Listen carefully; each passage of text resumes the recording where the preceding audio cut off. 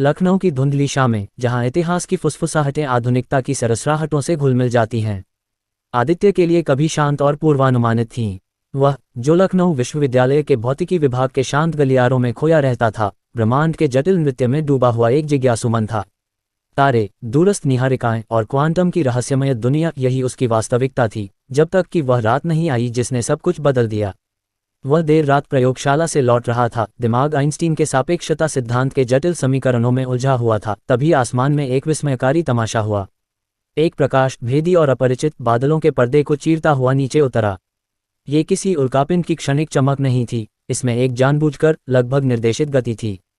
कुछ ही पलों में ये शहर के बाहरी इलाके में, गोमती नदी के किनारे फैले एक सुनसान खेत में उतर गया। डर और एक अनियंत्रित जिज्ञासा की मिश्रित भावना से प्रेरित होकर आदित्य उस दिशा में भागा जहां प्रकाश अंतर्धान हो गया था। खेत में पहुंचकर उसने जो देखा वह उसकी वैज्ञानिक समझ से परे था। जमीन पर एक चिकनी, धात्विक वस्तु पड़ी थी, जिसकी सतह पर रहस्यमय रेखाएं चमक रही थीं। ये किसी भी ज्ञात पदार्थ से भिन्न दिखती थी, एक परग्रही कलाकृति जो शांत रात के कैनवास पर एक अजनबी राग अलाप रही थी।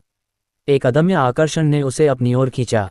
जैसे ही उसकी उंगलियां उस ठंडी, अपरिचित धातु को छूने वाली थीं, एक तीव्र, नीली रोशनी फूट पड़ी, जिसने उसे पीछे धकेल दिया। एक क्षण के लिए दुनिया एक झिलमिलाते हुए भ्रम में बदल गई। जब उसकी दृष्टि वापस लौटी तो वस्तु गायब हो चुकी थी, जैसे कि वह कभी वहां थी ही नहीं। लेकिन आदित्य के भीतर एक सूक्ष्म परिवर्तन घटित हो चुका था, एक कंपन जो पहले कभी महसूस नहीं हुआ था। अगले कुछ दिनों में आदित्य ने अपने भीतर एक अजीब सी सिम्फनी बजती हुई महसूस की। चीजें, जो पहले स्थिर और निष्क्रिय थीं, अब उसकी मौन आज्ञा का पालन करती प्रतीत हुईं। एक दोपहर कॉलेज के कैंटीन में जब उसकी भरी हुई चाय का प्याला फिसला, तो उसने अनजाने में अपनी हथेली खोले बिना उसे हवा में स्थिर कर दिया। आसपास के छात्र अविश्वास से देखते रहे, जबकि आदित्य खुद आश्चर्य से अभिभूत था। टेलीकाइनेसिस, मन की शक्ति से वस्तुओं को हिलाने की क्षमता, अब उसकी वास्तविकता का हिस्सा थी। शुरुआत में यह एक रोमांचक रहस्य था, एक व्यक्तिगत चमत्कार जिसे वह अपने करीबी दोस्तों के साथ फुसफुसाता था, छोटे मोटे करतबों से उन्हें चकित करता था।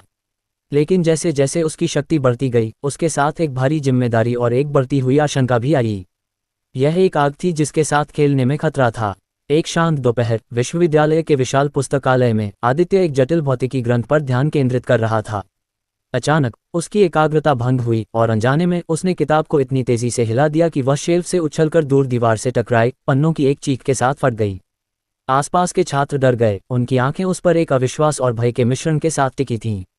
उस क्षण आदित्य को कठोर सच्चाई का एहसास हुआ। उसकी यह नई वास्तविकता एक रहस्य रहनी चाहिए, एक ऐसा बोझ जिसे उसे अकेले ही उठाना होगा। लेकिन ब्रह्मांड के रहस्य अक्सर अकेले नहीं आते। जल्द ही आदित्य को एक अदृश्य उपस्थिति महसूस